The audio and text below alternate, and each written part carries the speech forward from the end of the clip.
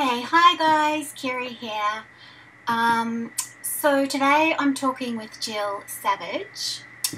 Jill, I have had a quick look at your book, and the couple of chapters that really resonated with me was chapter 1, the perfection infection, and I'm just going to read out a little bit if that's okay. Sure. Page 14.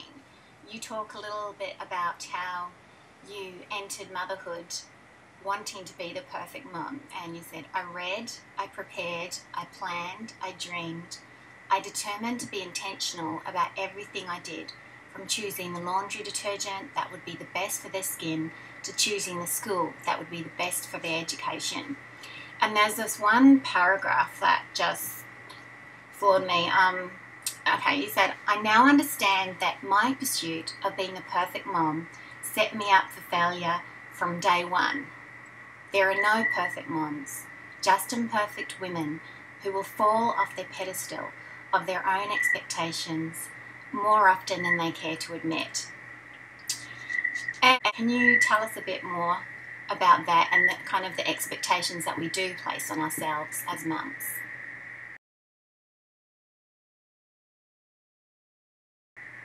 Right. To mothers, we set ourselves up for failure because usually our expectations are off the charts. They're unrealistic. So we get up and, even just think about a day. Just what do I want to accomplish in a day? So I recently had a Saturday. All of my family was home, and I didn't have anything on the calendar. And so I get up in the morning, and I decide that I want to clean off my kitchen counter. Now, my kitchen counter was filled with papers and mail, and I thought, it was quite a task, but I found myself frustrated an hour into the project because I had been interrupted like 10 times. Everybody had a need that day. And what I realized is that I had set myself up for the expectation that I could accomplish this job without any interruptions at all. And that's unrealistic. When you live with other people, when you are a mother, I believe that I call motherhood the ministry of interruptions, because we're just always we're having to take care of the needs of others. So if I go into my day expecting to be interrupted, then I have a realistic expectation, and what I get accomplished, but I am not frustrated when real life happens. And I think that's where we fall off the pedestal of our expectations, because our expectations are unrealistic. Definitely. And I can think about 100 moments when, I'm determined to get something done, and it becomes like, Mummy this, Mummy that, and what happens is you get so frustrated, and then often we take that out on our kids, or we take it out on ourselves, and not so healthy. Exactly. Not so good. So if we can balance out healthy expectations with realistic expectations, then I think we will find ourselves less frustrated as moms. So tell me a little bit about what you define as the perfection infection.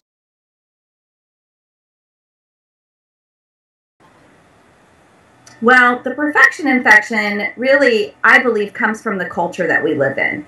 We are constantly surrounded by images of perfection, whether it is the commercials that we see on television, or it is logging onto Facebook or Pinterest or some social media. Oftentimes, other moms only show us their best sides, not their worst sides. So we compare our messy insides to other women's cleaned up outsides. And when we do that, then I believe that's when we're infected with the perfection infection, because we're making unfair comparisons. Or when we see a celebrity in a magazine and it has like a headline that says, body after baby, 3 months. And you see this perfect body and you go, my body doesn't look like that after 3 years after having a baby. So we're constantly surrounded by this image of perfection, and then what happens is we don't feel like we measure up. And ultimately we feel like we're a failure. And I believe that that hurts us as moms. And if we can become aware that the perfection infection exists, and we can separate ourselves from it. In other words, if I'm on Facebook or social media, I will say, okay, she's showing us her best side. She's not showing us her worst. And I can remind myself of that. Or when I see a picture in a magazine, I can say, okay, that has likely been photoshopped in some way. It has been edited in some way. And so I'm comparing my real body to somebody else's not real body. That's when we can begin to recognize that. I think it helps us to fight the perfection infection and to feel better and to feel more confident about who we are as a mom and as a woman and as a wife. And it helps us to better battle that infection in our lives. Because what happens, I don't know if you agree, is when we start internalizing all of that, and when we're not really noticing, observing it for what it is, that it is just, the pretty shiny version of everything, and we take that in and accept it at face value, then we can end up feeling pretty crap, really. I know I do, if you just get stuck in that place, and then you internalize it, and then there's the little voices like, I'm not doing my job good enough, or I'm not calm enough, I'm not fun enough. And then, yes. And I think what we have to be careful of is we have to recognize that we are all different kinds of moms. There are moms that love the baby years, and there are moms that love the grade school years, and there are moms that love the teenage years. And you're not necessarily going to love all of those seasons. There are fun moms. There are teaching moms. There are moms that are creative.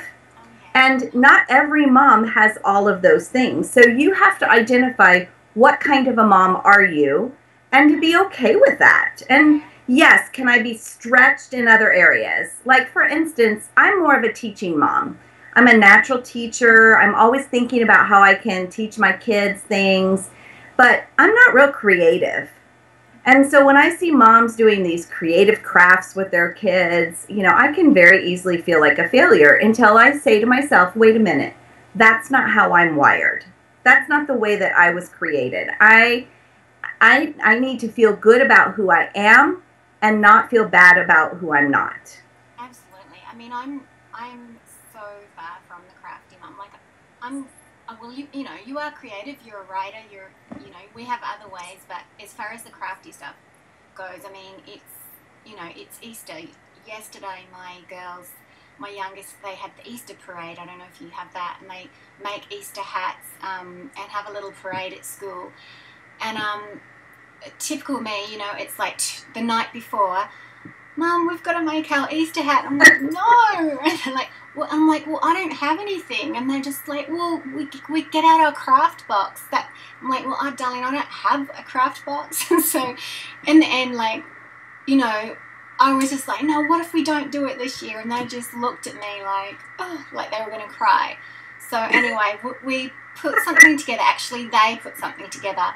And it looked like a bit of a disaster to me, but they were happy. And you know what? Like, honestly, like last year, I put in all this effort and I got stressed out about it. I didn't enjoy it. This year, I had to back up and go, you know what?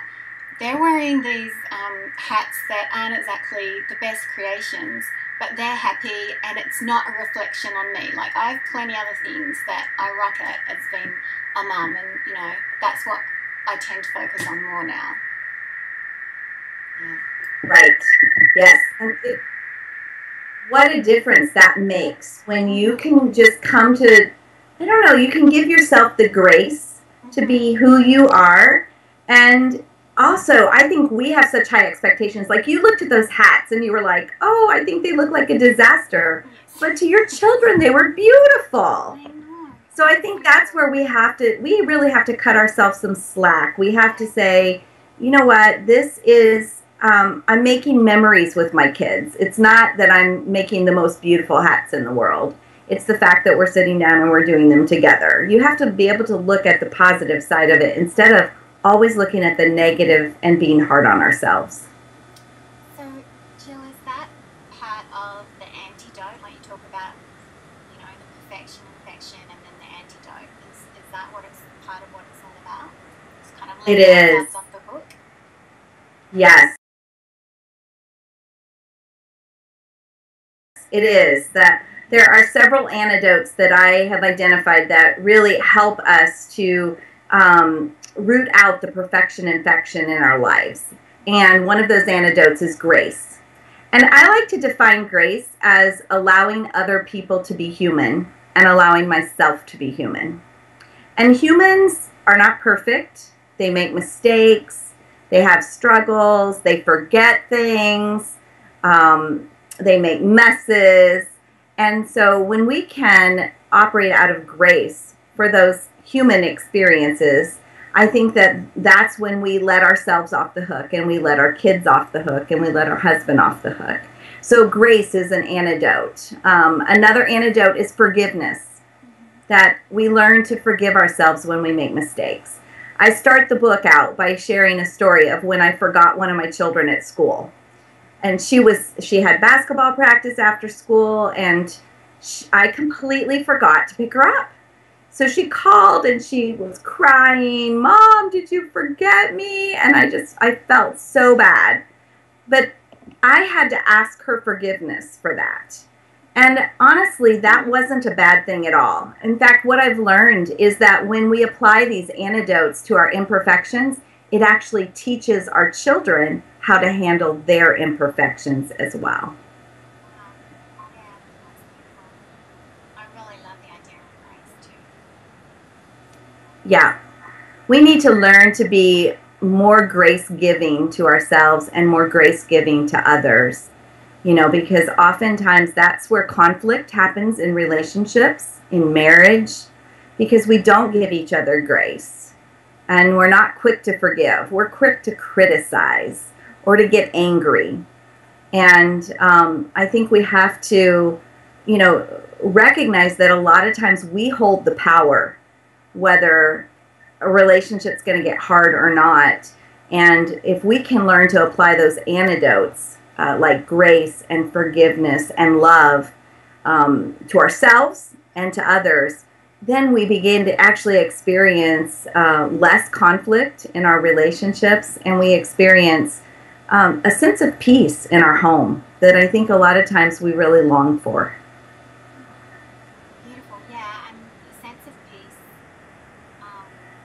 for me, I know when I hadn't worded it in that way. For me, I kind of practice it as compassion and self-compassion.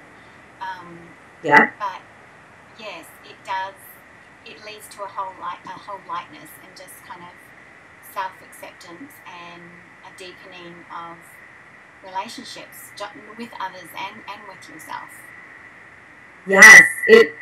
I love what you said, a deepening of relationships, a deepening of intimacy, emotional intimacy. And I loved that. That's what I loved about your blog post, was the whole concept of self-compassion. I had never really thought of that in that term, but you're right. Really, grace is self-compassion. And it's probably even mixed with forgiveness. You mix those two together and you've got self-compassion. That's beautiful. Okay, well, it's been an honor to have you here today, and just for everyone to know, Jill is actually the author of 7 books, 8, 9 books, many books. Oh, a handful. Just a handful. And just, can you let my readers know, where can we find you? What's your blog? Yeah, just go to jillsavage.org, jillsavage.org. And you can also find out more information about the book at nomoreperfectmoms.com.